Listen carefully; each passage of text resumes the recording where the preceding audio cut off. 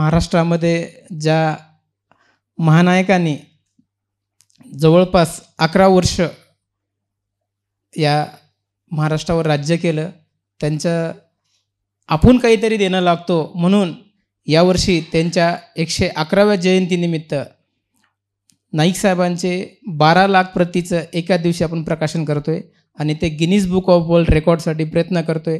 याचं काम मागच्या 2 महिन्यापासून खूप जोमात चाललेलं आहे. आपल्या या नागपूर जिल्ह्यातून जास्तीत जास्त कशा नोंदणी होतील याकडे आपण थोडंसं सहकार्य कराल, कारण की महानायक वसंतरावजी नाईक साहेब हे विदर्भातले. मला काल एकाने खूप सुंदर प्रश्न विचारला होता की श्रावण भाऊ, तुम्ही तर लातूर जिल्ह्याचे आहात, पण तुम्हाला नाईक साहेबावर इतकी गोडी का? तर मी त्यांना सांगितलं की बाबा 2013पासून मी नाईक साहेबावरती काम करतोय. ज्यावेळेस आम्ही फील्डवर होतो त्यावेळेस मला प्रत्येकजण विचारायचं की बाबा नाईक साहेबावरती एखादी पुस्तक आहे का नाही. मग आम्ही नाही म्हणायचो. पण ज्यावेळेस 2013 त्यांची जन्मशताब्दी वर्ष ज्यावेळेस झालं त्यावेळेस एक महानायक म्हणून एक मोठा पुस्तक निघालं, पण ते प्रत्येकापर्यंत पोहोचू शकलं नाही. म्हणून काही छोटे छोटे पुस्तकं आम्ही प्रकाशित केले. ते आज प्रत्येक गावापर्यंत ते जात आहेत. मी तांडाकारबद्दल काही एवढं मी मोठा वक्ता नाही किंवा एवढा मोठा मी नाही. मी एवढंच सांगू शकतील, ज्यांनी त्याने तांडाकार लिहिला आहे आत्माराम साहेबांनी, ते इतकं भयानक आहे की खरंच माझ्यासारखा एखादी विक्रेता इतकं प्रेरित होऊन आज त्यांच्या कार्याला खरंच मनापासून सलाम करतो. आत्माराम कनीराम राठोड हे कसे जगले आणि त्यांची परिस्थिती कशी होती याबद्दल जे विवेचन मी नितीन दादा सरदार यांच्या मुखातून जेव्हा ऐकलं, आम्ही माणसं भिकारी आहोत, आम्ही माणसं भिकारी आहोत. देवा, तुला वाहण्यासाठी आमच्याकडे काहीच नाही. आम्ही तुला जी फुलं वाहतो, जी अगरबत्ती लावतो, ती आमची मिळकतच नाही आहे. ते सगळं तुझंच आहे. तुला देण्यासारखं आमच्याकडे काय आहे? आम्ही प्रार्थनेशिवाय तुला काय देऊ शकतो? अशी भारदस्त वाक्य जेव्हा मनाला स्पर्शून जातात तेव्हा काळजाचं पाणी होतं. सोबतच शिक्षण म्हणजे काय, आम्ही किती शिकलो, कसं जगलो आणि खरं शिक्षण म्हणजे काय, हे काय असतं, हे राहुल सिंधू पालतिया सर यांनी त्यांच्या भाषणातून जेव्हा व्यक्त केलं. आमच्याकडे कितीही डिग्र्या असल्या म्हणजे आम्ही खूप शिक्षित झालो असं नसतंच. आमची जी शिक्षण पद्धती आहे ती आहे फक्त इन्फॉर्मेशन टेक्नॉलॉजी. त्याला मराठीत म्हणतात माहितीचं तंत्रज्ञान. माहितीचं तंत्रज्ञान म्हणजे काय? एखाद्या माणसाला विचारावं की तू कुठे राहतो, म्हणजे ॲड्रेस आपण जेव्हा विचारतो तो म्हणतो समोर जायचं, समोरच्या गल्लीतून असं फिरायचं, समोर एक पांठेला आहे, ते किराणा दुकान आहे, त्याच्या बाजूला माझं घर आहे. ही झाली आमची शिक्षण पद्धती, information technology. How many chambers of heart? आमच्या हार्टचे किती भाग आहेत? Chambers of 4 chambers of heart.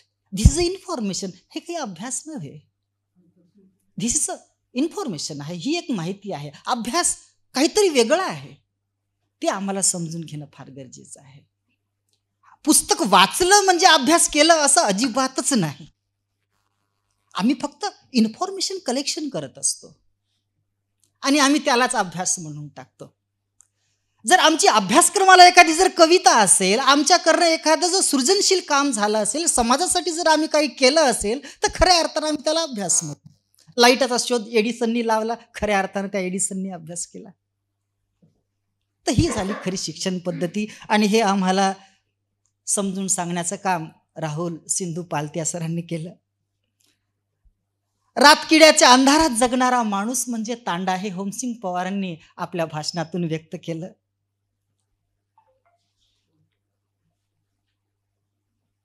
Dhawale सरांनी सांगितलं की समाज जागृत झाला पाहिजे.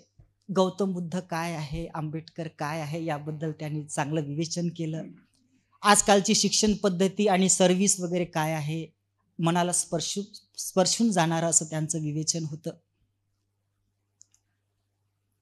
आज आपण ज्या व्यक्तिमत्वाच्या स्मृती दिनाप्रित्यर्थ आज एकत्र जमा झालो आहोत, हा अतिशय वैचारिक विषय आहे. ज्या माणसाबद्दल आपण बोलतो आहे तो माणूस म्हणजे एका प्रकारचा एक दीपस्तंभ आहे असं म्हणायला काही हरकत नसावी.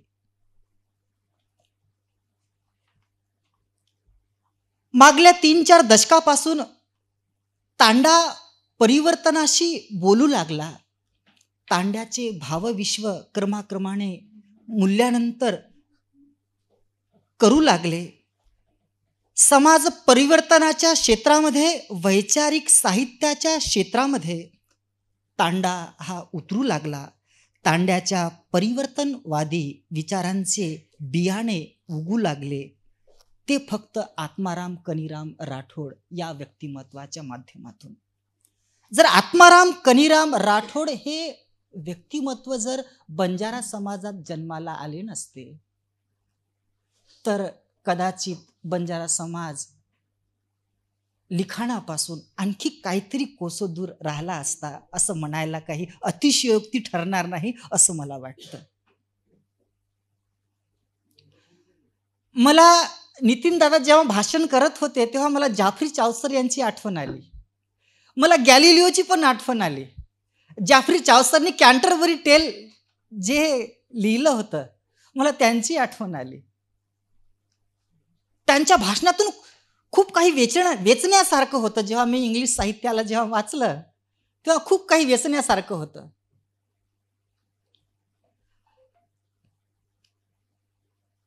छातीला माती लावून होऊ द्या एकदाची, छातीला माती लावून होऊ द्या एकदाची, आजवर अधुरी राहिलेली सापामुंसाची लढाई. विचारावर विचार करणारे संभाषण आहे. कवितेची लाईन काळजाला घाव घालणारी आहे. खऱ्या अर्थानं तांडा विचारावर विचार करतो आहे. तांडा निखाऱ्यासारखा फुलतो आहे.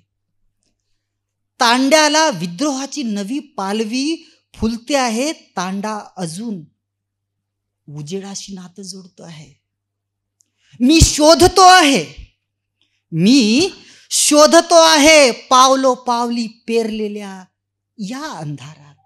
मी शोधतो आहे पावलो पावलांनी पेटलेल्या या अंधारात, त्या मारुतीने उठून क्षितिज ओलांडून गिळालेला सूर्य. मी शोधतो आहे. असा भारदस्त कवी बंजारा समाजाला मिळाला हे आमचं किती मोठं भाग्य आहे.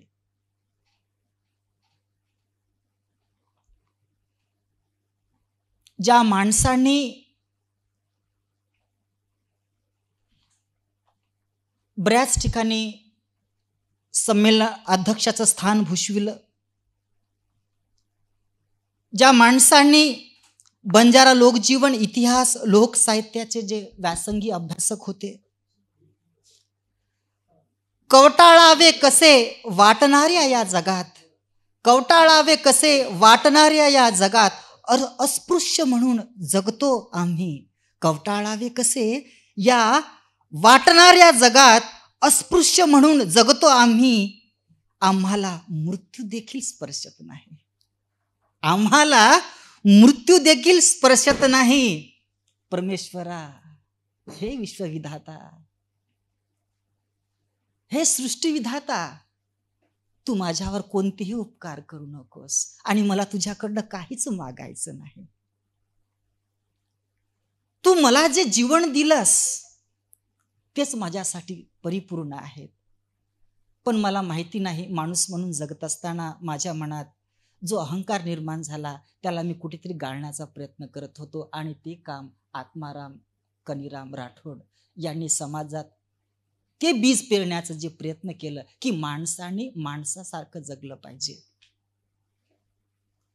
आम्ही खरं माणसासारखे जगत नाहीत.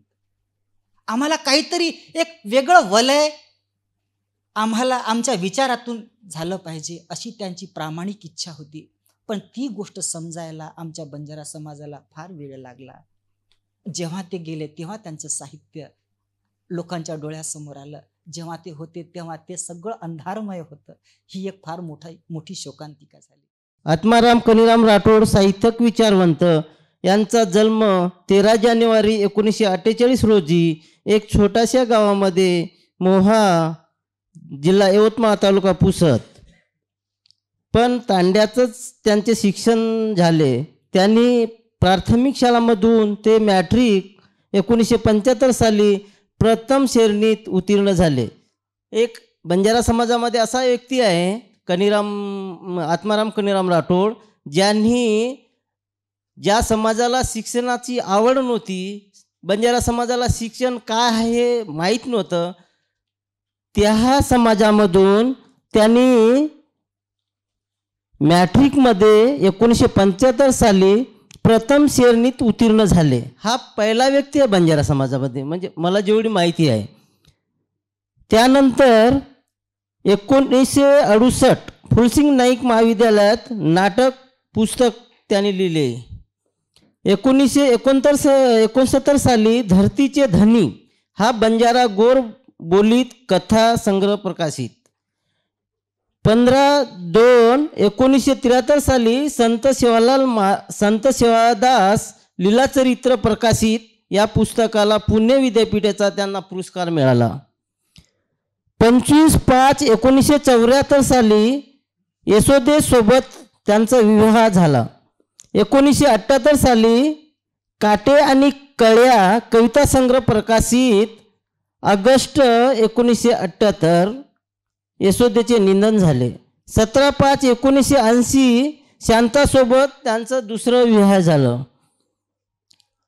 17/5/1983 लेदनी हा काव्यसंग्रह प्रकाशित.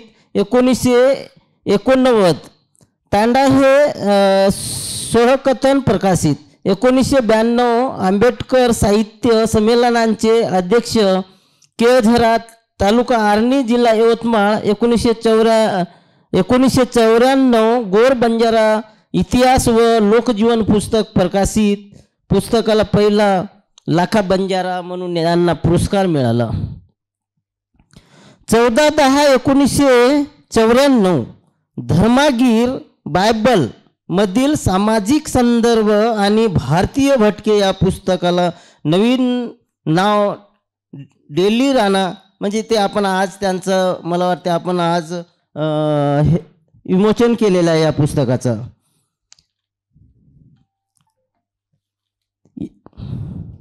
23/5 रोजी यवतमाळ येथे मृत्यू यांच्या 20व्या स्मृती दिनानिमित्त अभिवादन. एक मी आता बंजारा भाषेमध्ये त्यांच्यावर लिहिलेली एक छोटीशी कविता, वेळ बी कमी आहे, अध्यक्षाचं भाषण बी आहे, एक छोटीशी कविता लिहिलेली आहे. तांडाकार आत्माराम डेनियल राणा अष्टपैलू साहित्यक, विद्रोही बाणा, मार्क्सवादी वंदूर विचारसरणी, सडेतोड ओर लखणी, तांडेरकर भैशवानी, बेजोड रोवर आखणी, तांडेर हाल अपेष्ट्या जगे होड्यांग मांडो, वंचितेर हिते सारू, सोतार लोई थेम थेम रेडो, गरीबेर दुख खांदे प्लीदो,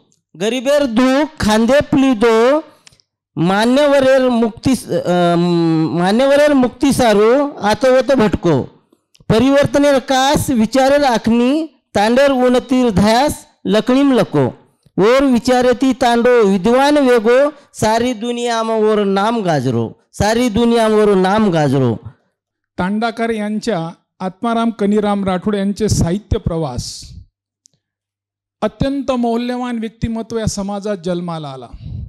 या आत्माराम कनीराम राठोड यापूर्वी या समाजाला एक उच्च कोटीचं साहित्य माहीतच नव्हतं. कारण देवाची करणी नारळात पाणी. यापूर्वी ज्यांनी जे काही साहित्य लिहिलं असेल ते सर्व दैववादातून एखाद्या कोणत्या तरी सृष्टीतून कोणीतरी येतं तो आम्हाला देतो, अशाच प्रकारचं लेखन साहित्य जे झालं असेल तसं आमच्या वाचण्यात आलं. परंतु जेव्हा या आत्माराम यांचं साहित्य आम्ही वाचायला लागलो, बघायला लागलो. त्याच्यावर सर्व आधुनिक मूल्य, विविध समाजक्रांतीचे बीज आणि समाज सुधारकांची मानवी लढा हा त्यांचा त्या साहित्यातून लोकांसमोर मांडलेला मोठा प्रवास होता. आत्मारामनी जेव्हा तुम्ही आत्मारामच्या जीवनचरित्र सुरुवातीला त्यांनी धरतीचे धनी हा एक कविता संग्रह लिहिला. त्या कविता संग्रहांमध्ये काय म्हणते, आता आम्ही जीवन लिहिण्याचे शिकलो आणि जळताना जगतोय. कसं लिहायचं आम्हाला आता कळायला लागलं आणि लिहिताना कशा आमच्या वेदना होतात का नाही, आम्ही पदोपदी पावलोपावली आमच्या सर्व वेदनाच आहेत. मित्र, तुम्हाला माहीत आहे की आम्ही सर्व बंजारा, हा जी एक बंजारा ही उपाधी कुठून आली, कशी आली याच्यावर तर विशेष काही बोलता येणार ऐक नाही, परंतु आम्ही सर्वांची ओळख आमची गोर म्हणून आहेत. प्रत्येक तांड्यांमध्ये जातो व्यक्ती म्हणतो मी गोरची कोर रे तू, तो म्हणते मी गोरच. म्हणजे नेहमी गोर म्हणजे उच्च कोटी विचारधारेचा व्यक्तिमत्व. गोर या शब्दाचा अर्थ काय होतो? उच्च कोटी विचारधारेचा व्यक्तिमत्व. आमच्या महिला म्हणतात, डपडा वजावळ कोरची गोरे, डपडा सुदो वजारे मांदा, तारे डपडानं जोडू दो एरफुंदा. जेव्हा ते एखाद्या प्रकारचं आपलं वेदना प्रगट करतात, माहिती देतात, तेव्हा ती ओळखते हा माणूस कोण आहे. कारण जो व्यक्ती ज्या जीवन जगत असताना त्याला माहिती आहे की मी ज्या संस्कृतीत जीवन जगत आहोत ती गोर संस्कृती आहे. आणि गोर संस्कृती काय करतात, किडी मुंगी साहेबेस कुठा मुंगरी साहेबेस जीव जीवन गानीन साहेस. आम नेहमीकाचा जय जय मर्यामा म्हणजे मारी या, ती मला जन्म देणारी माझी जननी. त्या जननीमुळे या जगात मी आलो आणि समाजात आता मला काही करायची जी ऊर्जा तिच्याकडून मिळाली. कोणती मर्यामा नाही माझी मारी या शब्दाचा अपभ्रंश करत करत लोकांनी त्याला नवीन कोणती देवी देवता या डोकांमध्ये रुजवल्या गेली. आणि जे आत्मारामाने त्या साहित्यातून सांगितलं, तुमची जे जननी आहे, तुम्हाला जन्म देणारी ती आई आहे, ती तुम्हाला संगोपनाचं काम करतात. तिनं त्याच वेळेस जर तुमच्या जीवन घडत असताना तिनं तिचे संस्कार दिले नसेल, तिनं दूध पाजवला नसता, त्यावेळेस तुझ्या रात्री बेरात्री अर्ध्या रात्री तुझ्यासाठी ती धजली नसती, तर आज तुझ्या जीवनामध्ये हा प्रकाशमय दिसला नसता. म्हणून त्या संस्कृतात बंजारा ह्या गोर लोकांचा मी इतिहास अभ्यास करत असताना हा आता बंजारा शब्दाबद्दल काही बोलता येत नाही, पण शब्द तिथं जोडता येईल. परंतु बंजारा समाजाचा आणि मांस खाण्याचा कुठेच ताळमेळ जुळत नाही. आता कसा होईल हा सुद्धा चिंतनाचा विषय. बंजारा आणि मांस कसा, बंजारा आणि मटण खाण्याचा प्रवार कसा. तर मित्र, हा का प्रसंग आहे. 6व्या आणि 7व्या शतकांमध्ये शक आणि हुनाई भारतात आल्यात. भारतात आल्यानंतर बंजारा समाज हा जंगलांमध्ये भटकंती करणारा समाज, कारण या समाजांकडे खूप प्रकारच्या धनसंपत्ती होत्या. यांच्या महिला दिसायला सुंदर होत्या, कारण निसर्गाच्या सानिध्य जेवढा मनुष्य राहतो, निसर्गातल्या जे काही तू फळफळावं जो खातो, निसर्गातलं मिळालं पाणी पितो, निसर्गातली हवा घेतो, तर तुमच्या शरीरावर त्याचा परिणाम दिसून येतात. म्हणून यांच्या महिला सुंदर दिसायच्या. आणि जे बाहेरून जेव्हा लोक बाहेर आर्य लोक आली, मुसलमान लोक आली त्या देशांवर, तेव्हा त्यांनी सोबतीला आपल्या बायका आणल्या नव्हत्या. त्यांनी काय केलं की या देशावर जेव्हा आक्रमण केलं तेव्हा त्या लोकांना लुटायचे आणि त्यांच्या बायकांना ते आपली बायको बनवायची, आपल्या पोरींना बायका बनवायची. अशा परिस्थितीमध्ये हा जो तांड्यात राहणार, जो असं भटकंती करणारा जो हा बंजारा होता, हा गोर होता, त्याला सुचेच ना काय करावं. मग त्या अवस्थेमध्ये त्यांना जगण्यासाठी, कारण अशी परिस्थिती एखाद्या वेळेस एखाद्या घरात तुमचा चोर येत असेल आणि चोर येते म्हटलं तर आपण आपल्या घरात काही करतही नाही, काही नाही, आपण नेहमी भयग्रस्त असतो. आणि अशा प्रकारे अचानक आक्रमण या तांड्यावर होत असताना हा तांडा भयग्रस्त असायचा. आणि भयग्रस्त असताना आपल्या जे काही उद्योगाची जी काही खानपान साधनाची स्थिती बंद होती, त्या अवस्थेतून ती कशी निर्माण करायची, काय करायची काही कळायचं नसं. परंतु तांड्यांमध्ये नायक असायचा, नसा बी असायचा, हसा बी असायचा, त्याचा कारभारी असायचा. तांड्यामध्ये सर्व जी डपडे वाजवणारा, गाणे म्हणणारा, वेगवेगळ्या प्रकारची ही तांडा संस्कृतीमध्ये होती. बघा, तांडा संस्कृतीमध्ये असे असताना मग काय करायचं, मुलं बाळं उपाशी, बिमारी पडायला लागले, उपाशी राहायला लागले, काही खायला सोयी नाहीत. अशा अवस्थेमध्ये एखादा उद्दलसारखा एक चांगला व्यक्ती म्हणतो की आपण काहीतरी उपाय काढला पाहिजे, कारण मुलं जगणं महत्त्वाचं आहे, आपण जगणं महत्त्वाचं आहे. मग आपल्या जे काही आपल्याकडे जे पशु पक्षी आहेत, आपल्याकडे जे पशु आहेत, ह्या पशूंना आपण बळी द्यायचं का? तेव्हा एक तांड्यातला नायक म्हणतो नाही, बळी नाही देता येत. कारण जीव जिनगानी सावेस, किडी मुंगरी सावेस, खुटा मुंगरी सावेस. आपण प्रत्येक क्षणोक्षणी तिच्या जीवन जगण्यासाठी, तिला उच्च कोटीचं जीवन मिळण्यासाठी पण वारंवार निसर्गाला आपण मागणी करतो. मग आपण कसं त्याचा जीव देणार, कसे जीव करणार? आमच्या जी आता सरांनी म्हटलं नाही की हा येशू ख्रिस्तांची जी प्रार्थना आहे आणि बंजारा समाजांमध्ये जी विनंती आहे, ती विनंती तीच आहे. त्या विनंतीमध्ये तो म्हणतो की ए निसर्ग देवता, ह्या निसर्गाच्या सृष्टीने तुम्हाला निर्माण केलं, या सृष्टीमध्ये सर्व वस्तू तुझ्याच आहेत. पण तो का म्हणतो, तो स्वतःला परीक्षण करतोय आणि त्या प्रार्थनेत तो अर्धासातून म्हणतो, अर्धास करतो, आराधना करतो. आणि त्या अर्धासातून तो म्हणतो की मग त्यावेळेस कशा प्रकारची, त्याला काय करायचं? नायक तयार होत नाही, लोक तयार होत नाही. नायकावर तेव्हा दबाव आणला आणि नायकाला तयार केल्या गेलं. तयार केलं गेलं, ठीक आहे बघ, तुम्ही सारेच लोक म्हणतात काही हरकत नाही, काही केलं पाहिजे. परंतु हा जो जन्माला आलेला जो पशु आहे हा आपला नाही, हा निसर्गाचा आहे. जोपर्यंत निसर्ग त्याला मान्यता देत नाही तोपर्यंत आपण त्याला कापायचं नाही. मग आमच्या समोर नेहमी बघा की आम्ही जे लोक आता पूजापाती करतात तेव्हा त्या बकऱ्याला उभं करतात आणि उभं केल्यानंतर एक वडीलधारी मनुष्य हा एक अरदास म्हणतो, विनंती म्हणतोय. आणि ती विनंती म्हणत असताना तो म्हणतो की जय जय माऱ्या माडी, जय जय माऱ्या माडी कुळ स्वामिनी जगज्जननी, हात जोडूचू विनंती करूचू वाडी वस्तीन साहेबेस, कुटा मुगरीन साहेबेस, काळे मातेर मनक्याचा पगे पगेम चुकाचा भुली चुकी माफ करेस, तारे नामेरो प्रसाद की दे तू मंजर करलेस. आता हे तुझ्या नावाचा प्रसाद आहे, तू मान्य कर, तुझ्या भरोश्यावर सोडलेला आहे. आणि बाकीचे म्हणतात लय आडी धडधडी, लय आडी धडधडी. तो धडधडीच घेत नाही. तो धडधडी घेत नसला तर तुझं सोडून द्यायचं असते. आता धडधडी घेतली, त्या लोकांना जर ती मटण खायची सवय जर झाली, एखाद्याला दारू प्यायची सवय झाली, तो दारू कसा मिळेल याचा तो ध्यास पडतोय. मग काय करा, लोकांनी सुटल्या गेला, अरे कसं बकरं खात आहेत, मग त्याच्यावर पाणी टाका. पाणी टाकल्यानंतरही तो घेत नसेल, कानात टाका. म्हणजे कसंही करून तिला धडधडी घ्यायला लावायची आणि धडधडी घेऊन त्याला तो बळी द्यायचा. बळी द्यायची प्रथा तिथून मग हळूहळू हळूहळू तयार झाली. हा जंगलात राहणारा बंजारा, बंजारामध्ये विशेष आहे, एकच मटण तो 4 प्रकारे बनवतोय. सळोई, नारेजा, फलको पाणी, वंगारी उंगरी. म्हणजे बघा बघा एक कशात तो तिथे राहिला. त्याचं मुंडकं सुद्धा कामी आणतो, त्याचं कापडं पण, त्याची जी कातडं ते पण कामी आणलं त्यांनी. म्हणजे हा निसर्गाशी असलेला हळूहळू हळूहळू यांच्या मनामध्ये ती रुजवल्या गेली की नाही, मग आता मला खायची सवय लागली, मी कुठून खाणार? मग उद्दलला म्हणायचं कसं तरी तुला द्यावंच लागन. मग हा कसा देणार? याच्या घरी मुलगा जन्माला आला, मुलगा जन्माला आला तर तू या मुलाचं बारसं कर. तुला मुलगा देव पावला, देवीचं तू पूजा कर.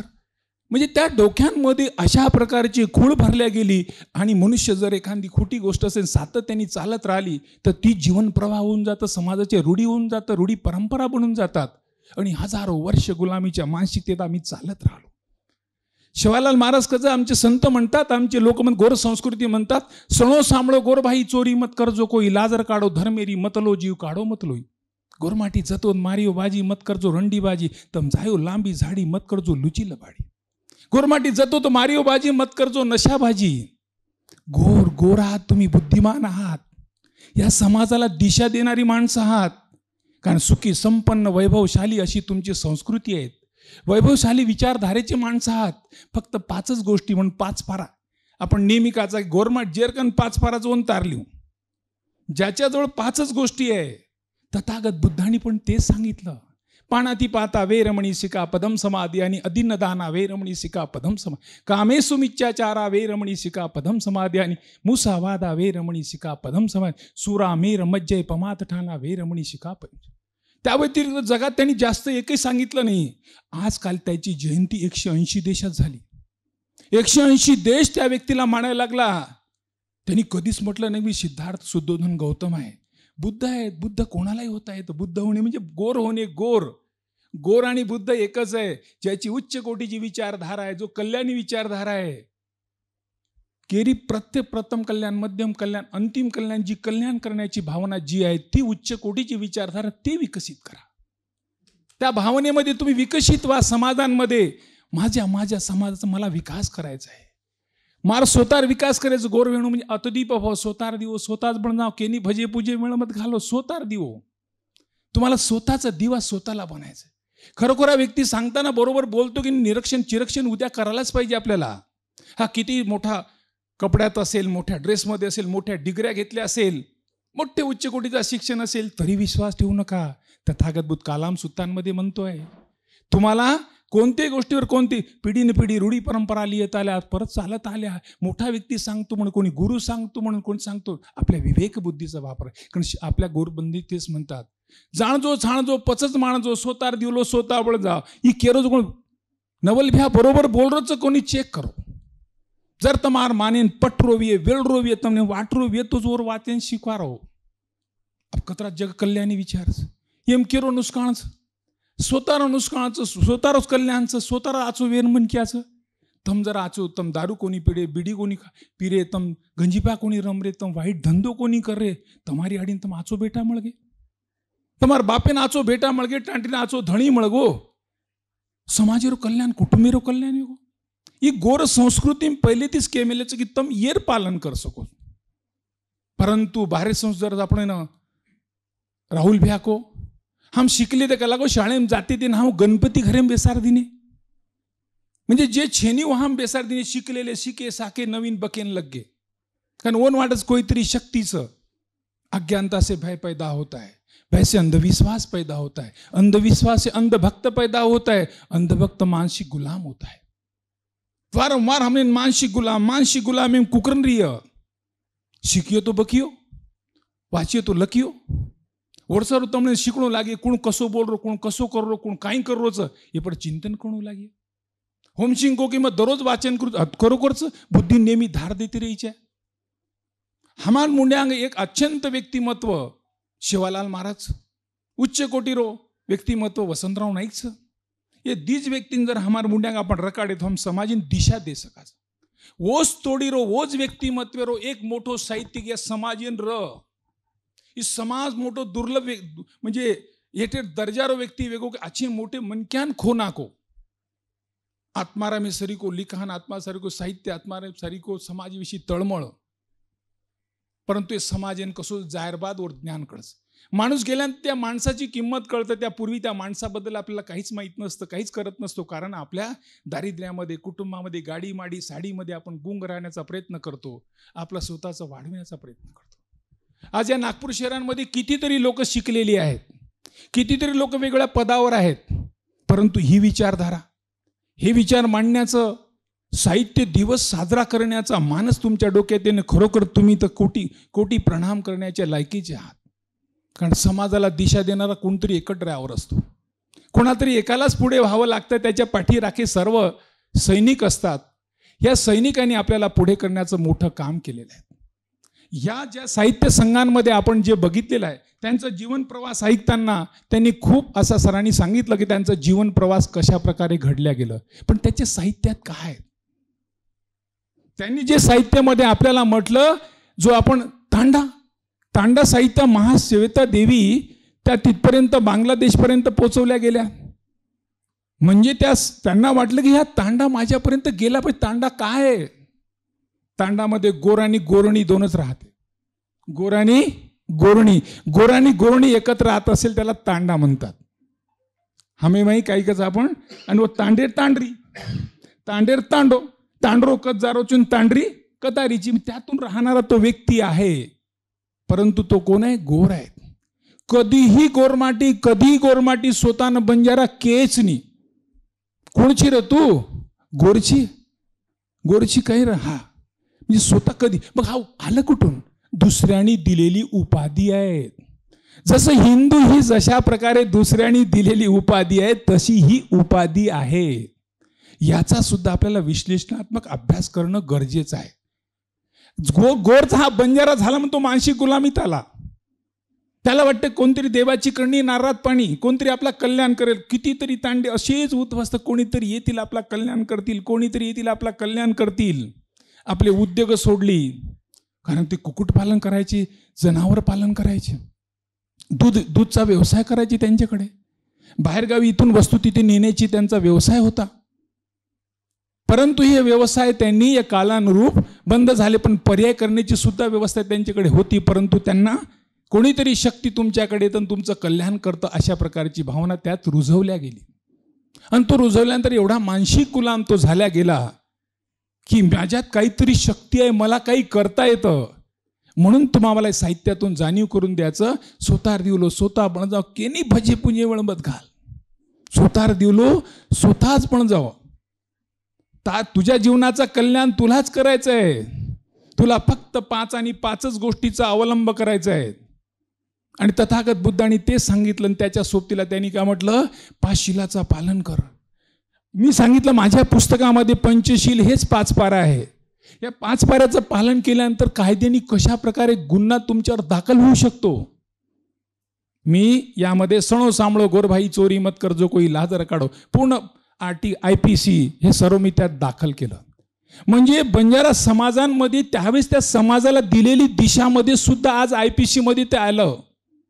बंजारा समाजातली ज्या म्हणजे गोर संस्कृतीमधली तांडा संस्कृती जीवन जगणारी ती संस्कृती आज भारतीय संविधानात आली. हे तुमच्याकडून घेतलेलं आहे. ही जी मी म्हणालेलं हे तुमचं आहे, आमचं आहे. सणो सामळो गोरभाई चोरी मत कर जो कोई हजारो वर्षाची आमची संस्कृती आहे. या संस्कृतीच्या फुला जोडण फक्त तथागत बुद्धांनी जोडलं. तथागत बुद्ध हे नंतरचे आहेत आणि गोर संस्कृती ही जुनी आहे. पण त्या संस्कृती ह्या संस्कृती आमच्या कल्याणाचाच मार्ग सांगितलेला आहे. त्यानंतर एक महामानव संत जन्माला आला, तो म्हणजे शिवलाल महाराज. शिवलाल महाराज सणो सामळो गोरभाई तुम्हाला सांगितलं ही सतयुग बात कलियुग कलियुगम कलोड चालिये मायन बेटा भारी वे रपिया कठोर पाणी बघ जाय. रपियार 13 चणा बघ जाय बाईरो राज आहे सोनीर सिंग गवा बजाय गौधनीन झाडो कोणी म्हण हाडकारी ढेर पड जाय. रप्या लेन गलोगली हिंडो अन्न कोणी म्हण वाना वानार दक आहे घर घर वैद्य आहे दखेर परिचार दखलाभ कोणी म्हणतू मन की अमर जाय. पच काही करा. अशा स्थिती जर समाजात असेल तर आम्ही काय करावं. तुम्हाला लांबे तांडेल मरकेन मार गोरबंदा जाय मार गोरबंदा करिये छंद घर घर नांदिय मुसकन. जोपर्यंत तुम्ही तांडा संस्कृती सोडणार बाहेर जाणार नाही, बाहेरचं जीवन जगण्याची संस्कृती शिकणार नाहीत, जोपर्यंत आपण आता सर आमचे PSI झाले कशामुळे बाहेर संस्कृती आलं, बाहेरचं जीवन जगण्याचं पाहिलं, बाहेरचं सर्व त्यांनी घेतल्या गेलं. मी पण माणूस आहे, मला पण माझा समानतेचा अधिकार, मी तिथे गेलो पाहिजे, तो मी अडॉप्ट केला पाहिजे, स्वीकार केला पाहिजे. ह्या सर्व संत साहित्यांमध्ये सर्व आमच्या महान व्यक्तिमत्वाच्या साहित्यांमध्ये आमच्या समोर आलेला आहे. आज आपला हा जो साहित्य संघ आहे हा साहित्य संघ खूप मोठं चांगलं काम करतो. गोर बंजारा साहित्य संघ की ह्या समाजातील अशा प्रकारचे असलेल्या साहित्याला समाजात पुढे आणण्याचा प्रयत्न करतोय. आमच्या डोक्यांमध्ये काय भ्रम आहे, भय आहे, कळतच नाही. एक समाजातला व्यक्तिमत्व, आता मी तुमच्या समाजामध्ये असेल, मी जातीत बंजारा जन्माला आलो, पण माझी वैद्यता मी वाढवण्याचा प्रयत्न केला. मी मुळात MSc मॅथमॅटिक्स आहे, MA आंबेडकर थॉट आहे, MA Pali, MA Buddhist study आहे, MPhil आंबेडकर थॉट आहे, MSW आहे, MB आहे, LLB आहे, LLM आहे, PhD आहे. कोणी सांगितलं, कोण रोखलं तुम्हाला? कोणी रोखलं? आज भारतीय संविधानाने तुम्हाला अधिकार हक्क दिलेला आहे. हे व्यक्तिगत अलंकार आहेत. आता तुम्हाला कोणाला भजायची पूजायची करायची काही गरज नाही. व्यक्तिमत्व तुम्हाला वाढवायचं आहे. आज आमच्या साहित्यातून विचारातून कृतीतून आम्ही जर आमच्या समाजाला दिशा देण्याचं काम केलं तर समाजात आम्ही मॉडेल म्हणून राहू. तुम्ही मॉडेल काय आहेत? तुम्ही चोरी करता, तुम्ही खोटे बोलता, लबाड धंदे करता, लुचाड धंदे करता, तर तुम्हाला भय असेल. कोणती बाईची कोणाची जर तुम्ही व्यभिचार करत असाल तुम्हाला भय असेल. यातून तुम्ही भयमुक्त असाल तर तुम्ही तुमच्या समाजाला कुटुंबाला पुढे नेऊ शकता. असा साहित्यिक या समाजाला मिळाले. समाजाला पुढे नेण्याची जबाबदारी आमची तुमची आहे. म्हणून नेहमी या समाजात जर आपल्याला घडवायचं असेल, आपल्याकडे आपले साहित्य रचना खूप आहेत, आपल्याकडे साहित्याचा विचारधारा खूप आहेत. ह्या ज्या आमच्या ज्या जातीमध्ये आपण बोलतोय, गीतचं, ढावलोचं, साकीचं, साक्तरचं, अरदासचं, लेंगीचं, ह्या लेंगीतून सुद्धा आम्ही प्रबोधन करू शकतो. आम्ही भजनातून सुद्धा प्रबोधन करतो. पण कोण करतात? चुकले काय झालं की साहित्यिक विचारवंत अभ्यासक व्यक्ती घरी बसला, ज्याला समाजात काही ज्ञान येते तो भजन करायला लागला. हाय मोठे मोठ्याने गाणे म्हणतो, तो जोऱ्या जोराने रात्रभर घालतो, कहाँ गई ती कहाणी क्यालाई कुछ नाही. त्यांना प्रश्न केला गेला, बाबा तुम्ही इतक्या दिवसापासून हे भजन करता, किती लोक तुमच्यातून सुधारलीत, कितीच्या जीवनात कल्याण झालं.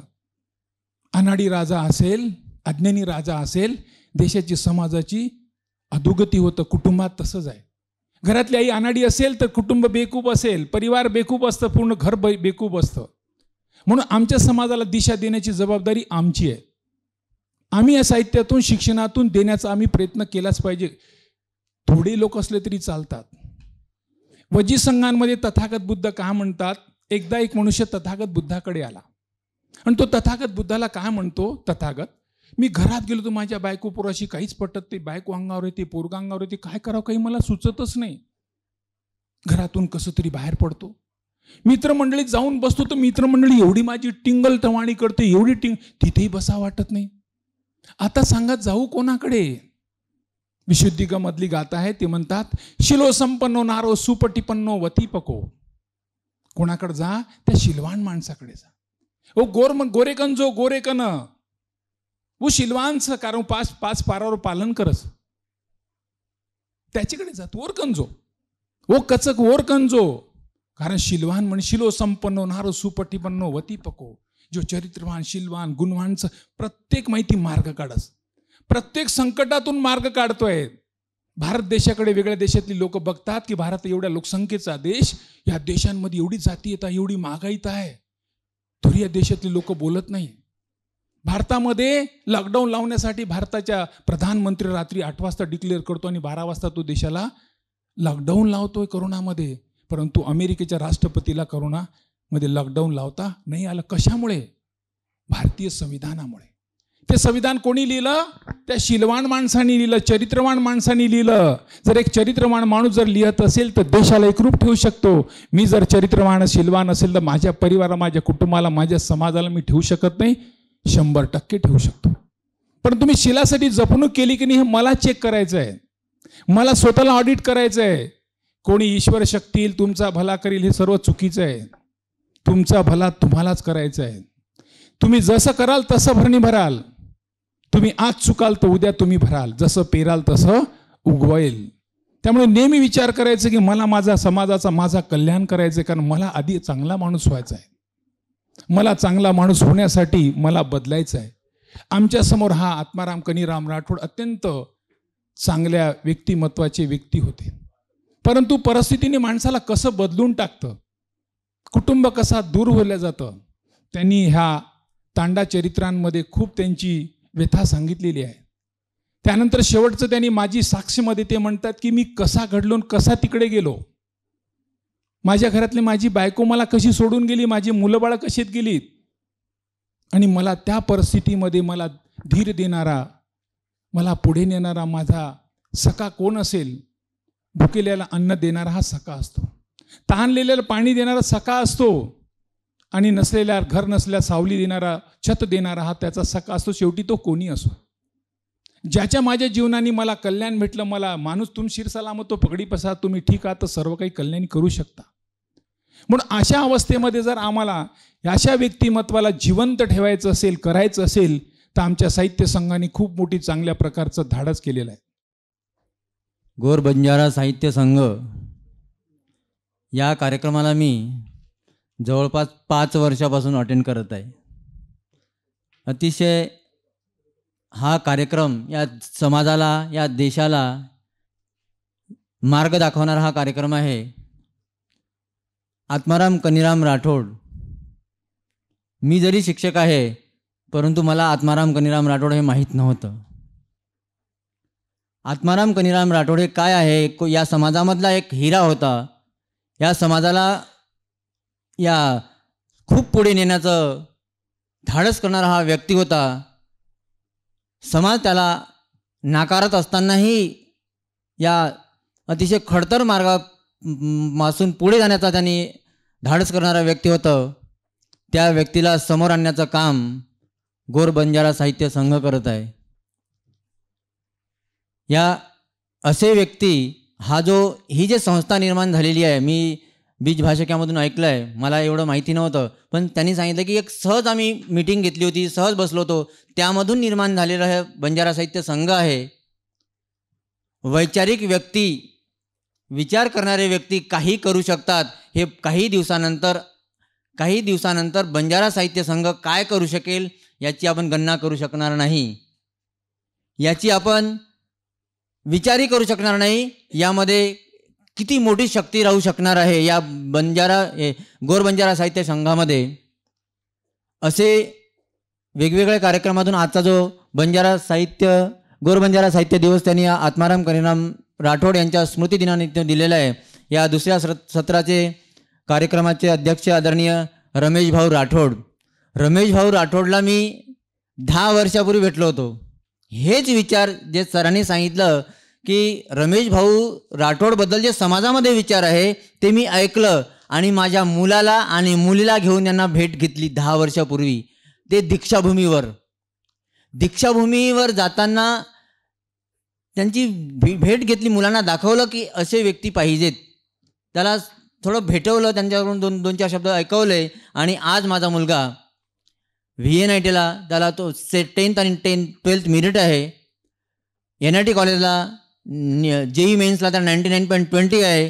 तो कम्प्युटर सायन्सला जाऊन आता वर्ल्ड सेकंड लार्जेस्ट कंपनी आहे गोल्डमॅन सॅक्स, त्यामध्ये त्यांचं सिलेक्शन झालेलं आहे. मित्रांनो, हे विचार पेरण्याचं काम मी केलं होतं, तो एकदम या दिशेला गेलेला आहे. म्हणजे व्यक्ती जसे समाजाला समोर नेऊ शकतात, आज माझ्या कुटुंबातला मी व्यक्ती आहे, माझ्याच कुटुंबाला मी समोर नेण्याचा मार्ग जे केलेला आहे, असेच व्यक्ती आज आपल्या कार्यक्रमाला भेटले. आजच्या कार्यक्रमाचे जे अध्यक्ष आहे रमेश भाऊ राठोड, या सर्वांच्या वतीने मी त्यांचे आभार व्यक्त करतो. तसेच श्रावणभाऊ राठोड, ज्यांचं धाडस बघा, 11 लाख कॉपी हे मी म्हणजे वसंतराव नाईक काय आहे हे समाजापुढे नेण्याचं कार्य त्यांनी हाती घेतलेलं आहे. हे एवढं सोपं नाही आहे. श्रावणभाऊ राठोड खूप दुरून आले आहे, त्यांनीसुद्धा थोडक्यात आपली माहिती दिलेली आहे. त्यांना आपण सहकार्य नक्कीच करू. यांचंसुद्धा मी या गोर बंजारा साहित्य संघातर्फे आभार व्यक्त करतो. विशेष पवार सर, हे सुद्धा समाजाला दिशा देणारे व्यक्ती ठरू शकतात. याला जर आपण चांगल्या रीतीने जर त्याला हाताळलं, यांच्या विचारांना चालना दिली, त्यांना प्रेरित केलं, त्यांना जर आपण समोर येण्याचा प्रयत्न केला तर नक्कीच या समाजाला दिशा देऊ शकतात. त्यांचेसुद्धा मी या गोर बंजारा साहित्य संघातर्फे मी आभार व्यक्त करतो. आणि उदलभाऊ राठोड, वेगवेगळ्या संघटना असतात, विचार एकच आहे. तर आदरणीय उदलभाऊ राठोड गोर आर्मीचे जे कार्यकर्ते आहे, त्यांचं मी या गोर बंजारा साहित्य संघातर्फे आभार व्यक्त करतो.